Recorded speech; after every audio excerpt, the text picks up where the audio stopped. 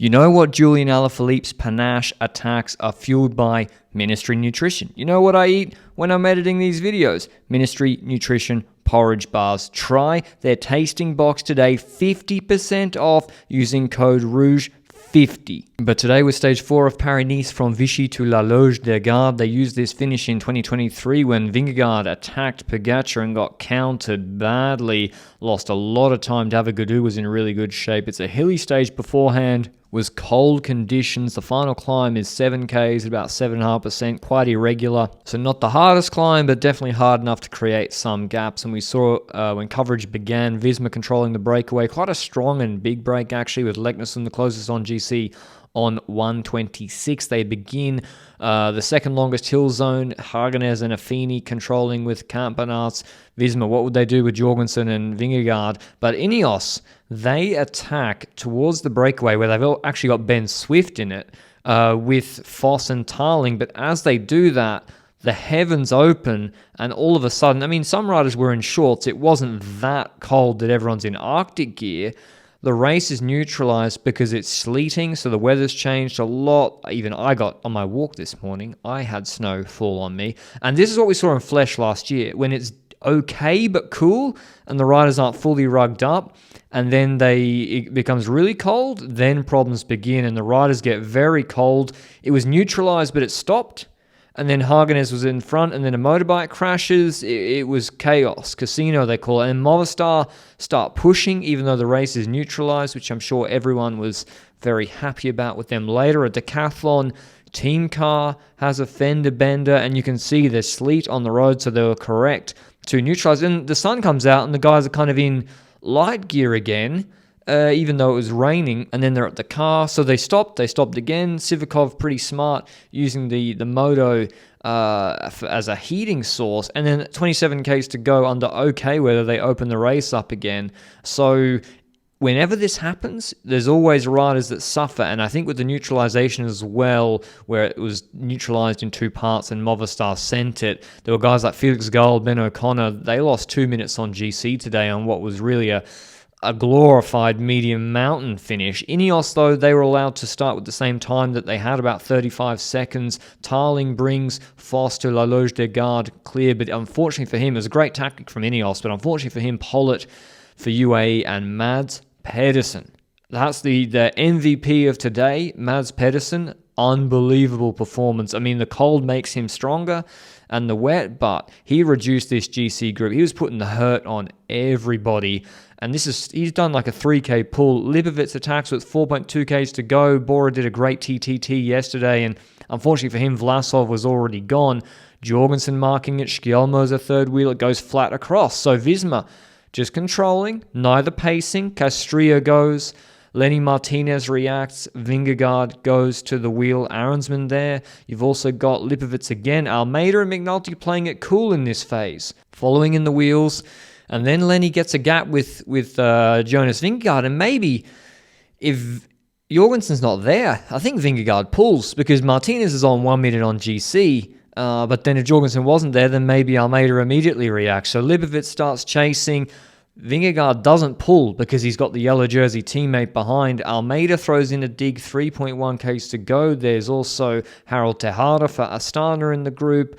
McNulty, as I said, for UAE. Michael Storer hanging on. Lipovic nearly chops Jorgensen when he comes off the grass. And then Lenny goes again. Lenny was really, really strong, especially for a small guy in such bad weather conditions. But Vingegaard, not wanting to pull with him, he tests him. He tests him, but doesn't drop him immediately. Lenny goes back to the front and starts pulling. Unfortunately for Tobias Vos, they catch him with 2 Ks to go, but he'd only lose 28 seconds, so he rode a really strong final 2 Ks, actually, Tobias Vos. And then on the second dig, Vingegaard drops Lenny again. It's an interesting climb, Loge-des-Gardes, because, yeah, it's steep in sections, it's irregular, but still the draft matters, and Almeida begins to wind it up here. Basically, on the rest of the uphill steep sections, Almeida doesn't look back, pulls all out. He's got Jorgensen sitting in the wheel, and then it flattens out. Jorgensen's on the radio saying to Vingegaard they've stopped. Unfortunately for him, Lipovic starts pacing in. Aronsman attacks, but it looks good for Vingegaard. The tactics are working.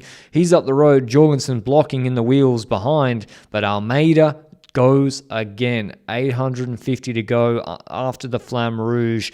When it kicks up, he rolled into it with really good momentum, and he puts everyone absolutely on the limit. Lipowitz on a gap, McNulty coming back to him. Vingegaard looks like he's suffering. He's got 450 meters to go. If we believe the ticker, it's only 4 seconds, and it was actually more than that. McNulty looked like he was coming back to attack. Jorgensen was going to his will, but then Almeida does a Roglic-style teleport to Jonas Vingegaard, surges past him with 50 to go for the second time in a month, goes past the two-time Tour de France champion to win the stage. That must have felt good. Disappointment for Vingegaard. Almeida wins by 1 second. Schelmo's the third on 2 seconds. Then Martinez, Lipowitz, and Jorgensen 6 seconds. Then McNulty, Tejada, Aronson, and Champassin. A really good performance from Astana, both of them. Here's what stage winner Almeida had to say after the stage. What a performance! What a day! Take us through your feelings right now. You're victorious at the stage on Paris-Nice. Yeah, I'm super happy. It was a kind of a hard day. A lot of happening in the stage, of course. We had some snowing on the course, but we never gave up, and yeah, I think we deserved it, and I'm very happy for it. Would you say it was a typical Joao Almeida victory? Jonas took off, punchy, and you kept your own rhythm, caught up with him, and made the best? Yeah, I was feeling quite good. Of course, to be honest, I'm not the best guy with the cold temperatures. I was suffering a bit with that, but yeah, I never gave up. The climb was just not steep enough, so it was hard to put the group smaller even. Jonas attacked. It was a good moment. I was not in the best position. But yeah, I gave my best, and yeah, I'm super happy again. I suppose you were maybe a little bit disappointed yesterday after the team time trial. Today you must be delighted because you're back in contention to win Paris-Nice. Yeah, yesterday was not our day. We had some setbacks, but yeah, yesterday was yesterday. Today was another opportunity. We need to take the positives, of course, from yesterday. I was feeling really good, and I did a really good effort. So yeah, we lose as a team and we win as a team, and I think we deserve it today. Can you win Paris-Nice?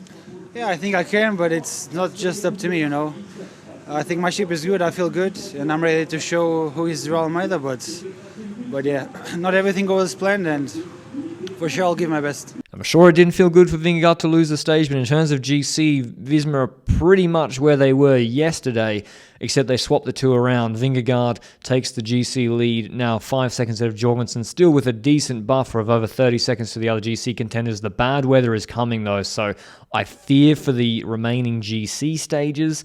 I don't think they're going to be able to do the Oran finish, not to be too negative, especially seeing what I see outside my window right now.